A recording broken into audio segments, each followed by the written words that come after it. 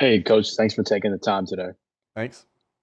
We'll kick it off with Dave and then Jeff. Hey Nick, good afternoon. Hey, Dave. Um, I know some of it's probably game flow a little bit, but we've seen an uptick in under center usage over the last couple of weeks. Why is that, and what are the benefits of it for you guys? Yeah, just a little bit of that is just the way the game is played out, and different situations that happen in the game. I think we've had some big leads here the last couple weeks that probably make that number balloon even more. But it's good to just be multiple and some different things, but still do what you do well. And I think we've had a lot of success being in the gun, and also can have some success here under center. Different personnel groupings give you some different under center opportunities as well. And so, yeah, I think it's a little bit of everything. We'll go to Jeff and then John. Hey, Nick. Jalen used the term that the offense was kind of trending forward, but not quite there yet, and still putting pieces together. Where do you think the offense is in its evolution right now, and what are some of the things you think still need a little bit of work? Yeah, I think it's trending forward for sure. Like Jalen said, we've had a nice last couple games, where we've had some production, and yeah, I think you're always a work in progress, and you're always working on continuing to figure out things that you do well, and continuing to you know repeat those things. And so I think it's just all. I think the things change week to week. Again, we talk a lot about our identity being tough and being physical and playing with high detail and playing together as a team. I think scheme things change week in, week out based off of a lot of different things. And so I think that's just constantly evolving and constantly taking different shapes and different forms. We'll go to John and then Chris. Hey, Nick.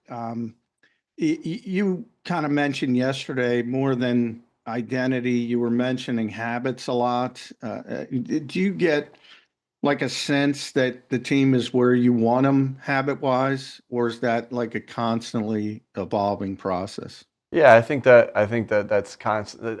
It's constantly evolving. You're trying to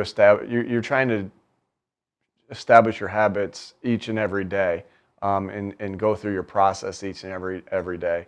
And I think what we know, or I know we know, is that you are going to be what your habits are. If you work hard on tackling, and you work hard on catching the football, then you're going to succeed at those. You have a better chance of succeeding at those things. And so we just want our habits to reflect, our with the way we play, with our effort, and to look like that in practice, the way we look with our physicality, the way we look like with our detail. And so those are the things that we're talking about. Is the habits that you create. We feel like you're gonna play how you practice, and so how important practice is for us. And so we're just trying to your culture is what your habits are, and so in your we're just trying to be our habits at each and every week.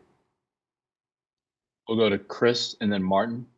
Afternoon, Nick. When you're looking at Quinion and Cooper, why have they been so successful this early in their careers? And did you guys expect them to have this significant roles this early? Again, when you draft guys, you have high expectations for every guy that you draft. But things kind of play out as camp continues on, and I think these guys have given us confidence in them since the day they've gotten here. I know Coop had a head setback with his injury, but as he was able to go, they've given us confidence in him, and so I think that it's not a surprise to us because we see it every day at practice of who these guys are, and so excited about where they are, excited about where they're going. They got to keep working every day. We know we're only as good as our next game, which is the next one coming up against Jacksonville, and so. But excited about their skill set and who they are. I think these guys are ultra competitive. The moment's not too big for them. I mean, they're going against one of the best wide receivers in the NFL yesterday, and they didn't blink. And so, got a lot of respect for who they are and how they work. We'll go to Martin and then EJ. Hey, Nick. One of the things Jalen mentioned yesterday in regards to Devontae, having the one catch for -2 yards against the Giants was there are a lot of mouths to feed. And then for Devontae to come back like he did yesterday, what kind of sacrifice does it take on guys like Devontae, AJ, Saquon, even Jalen, knowing that this week, a particular week might not be their week as far as touches are concerned, and to kind of like accept that and to appreciate that. I think first and foremost, every week we go into every game plan like, how are we going to get these guys the ball? And so you won't really know that it's not going to be your week until the game's going on and the flow of the game happens. And you might not, and even then, like you might need a big play as the game continues on. So sometimes you don't even know that the week's going to play out like that until the game's over. Then you have some ideas of how they might double guys at certain spots and this and that. And so I think, that's the first thing. Like you don't know as the week leads up, and so everyone's preparing the way they are. But then I think it takes great selflessness. Being a team, right, is fighting for each other, is celebrating together, being selfless, and understanding that sometimes it's not going to be your turn that week. And all that matters is that we win. Like, I think what Devontae, talking about Devontae, like he changed the game other ways last week against the Giants. It just wasn't when he was catching the football, and then he's able to come out and change the game, with the ball in his hands this week. I just think it says a lot about our guys and their selflessness of being able to roll with the punches and play the next play and know, there's going to be some times like that. I think, it was nice to get Devontae the game that he had yesterday, and I think it showed up in many ways, right? You saw him make an unbelievable touchdown catch with in traffic on a jump ball. Jalen put a great ball on him. We had great protection, and Smitty went up and got it. And then I love the third down conversion by Devontae on the little sideline pass there that Jalen put out there for him. And then, Devontae, I showed this in the team meeting today, Devontae lowering his shoulder and getting the extra yards needed. You don't see that a lot with, a guy who's on the sideline. You can see a lot of guys will step out of bounds, but Devontae's so tough. And the reason I say that is because he is so physically tough, but he's mentally tough too. And there are ebbs and flows of the season. You're going to have wins. You're going to have losses. How do you respond? You're going to have games where you have no catches. You're going to have games where you have, however many he had yesterday, 6 for 86. And so, that takes mental toughness to be understand that. And he's not only physically tough, but mentally tough. And all those guys have to be in that same boat with him, and they are. Thanks. We'll go to EJ and then Zach. Hey, Nick, I was curious with some of the wrinkles that you guys have added to the run game in the last couple of weeks, like what's it been like behind the scenes with the coaching staff, especially like Kellen and Stout, I guess coming up with some of those things and kind of like collaborating to come up with those concepts? Yeah, I just always think about a game plan week of how that goes and how much work it takes to get to that spot, right? If first it takes the quality control coaches and the assistant position coaches and the position coaches coming up with, breaking down the tape and organizing the tape. So, and then it gets to the whole staff where they're all, everyone's sitting in there and talking about what's the best way to attack. So it truly is just like this game, a true team game where it takes all parts to come up with a plan. And some guys have specialties. Hey, you're in charge of the red zone, you're in charge of the third down, to kind of put that stuff together. So yeah, it's exciting because we play the greatest team sport there is, and that doesn't stop on the field, right? That's down to every part of this building, and all all the things that go on to shoot, all the PR guys and Bob and his staff that have helped me get ready for this interview and the next one. I think 10 interviews probably this week, so just to get ready for all those. But so it's like that. I know you asked about Kellen Stout and the offensive staff. And it's like that with offensive staff. It's like that with defensive staff. It's like that with Howie and his staff, and then Howie's staff intertwining with the coaching staff. And so it's just an ultimate team game in every aspect. We'll go to Zach and then Ruben. Hey, good afternoon, Nick. Zach. Speaking of Howie's staff, if you look at your trade deadline history, there's been mixed results there. How does that affect the way you view the trade deadline, number one?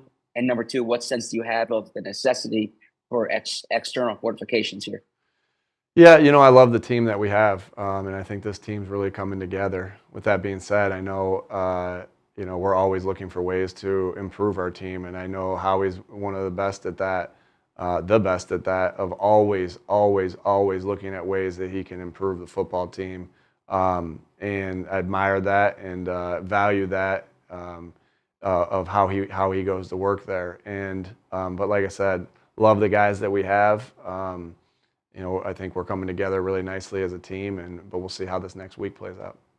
And yeah, the first part of the question, as far as your history with midseason acquisitions, how does that affect the way you look at it? Yeah, each year's different. Each year's, again, like I said, every way we can make the team better, I'm always up for that. We'll go to Ruben and then Bo. Hey, Nick. I want to ask you about Grant Calcaterra and some of the big plays he's made. He's only got 12 catches, but I think 6 of them are for 19 yards or more. What is it about Grant that gives him the ability to turn in those big plays? Yeah, Grant's got a great feel of how to run routes and how to get open at the top of the route. I think he's got good quickness to get in and out of breaks and create separation. And then I think he's got really good hands to finish the catch. And then I think he's sneaky. He's been around Dallas for so long and sees how Dallas finishes with the ball in his hands. And I think what we've seen from Grant is that ability to get the ball in his hands and kind of finish the run. I think about the one he had against Cleveland where we got the ball to him in the flat and he went for 30+ yards on that one. And so he's tough to bring down, and he plays nasty. He plays physical. He's a tough guy, and he's really done a nice job. I think there's, in any season there's going to be injuries that happen, and our guys, from Fred to Grant to Isaiah to Tyler Steen, they've done such a nice job of stepping in and being able to give us opportunities to win and have a chance to win. And Grant's right there at the top of the list. We'll go to Bo and then Jimmy.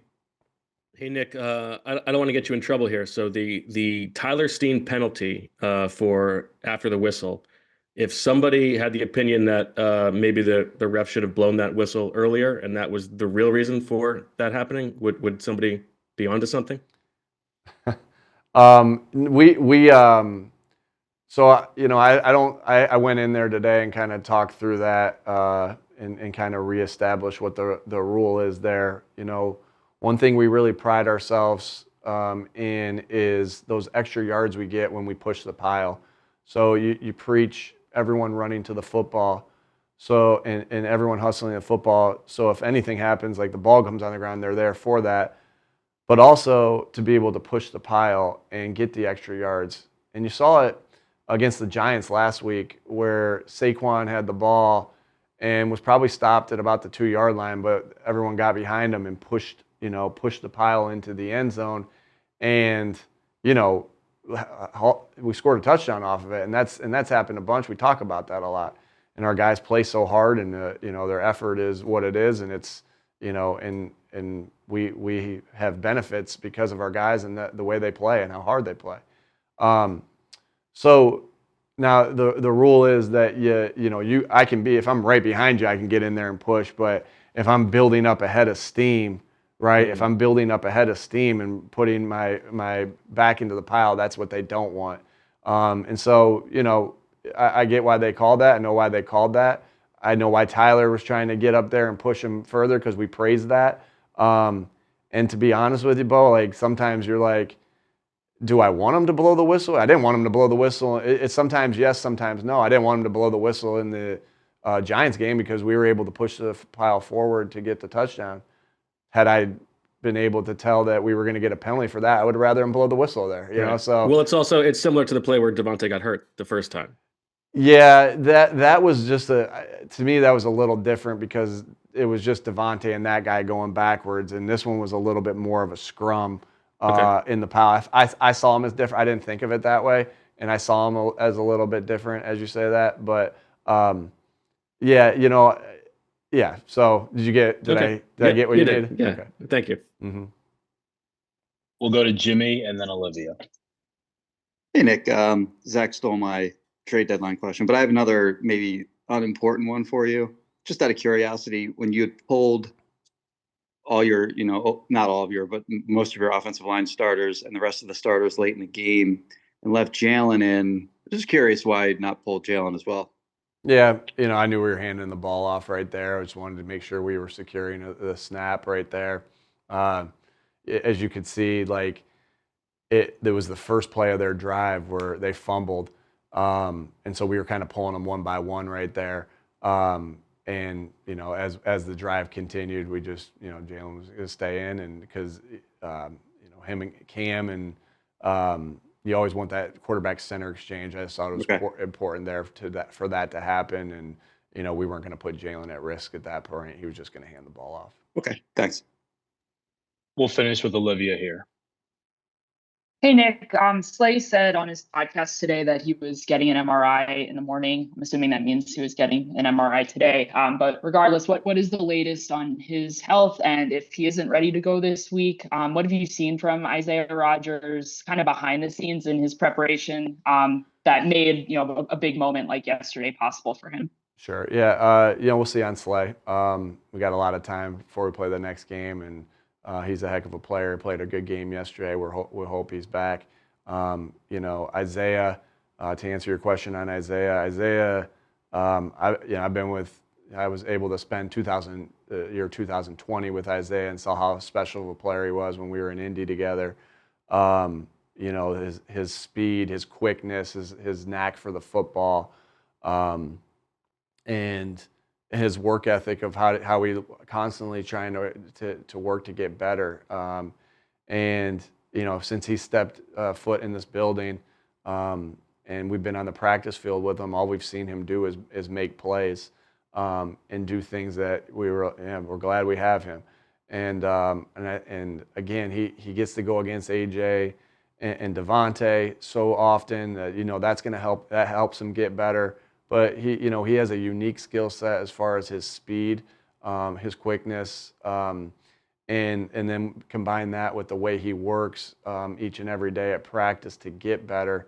And that's why we have faith in him. And he's tough. I mean, he's got great toughness. Like, being able to come back and play after the broken hand and play, then take another shot to the broken hand a couple weeks ago and still come back and continue.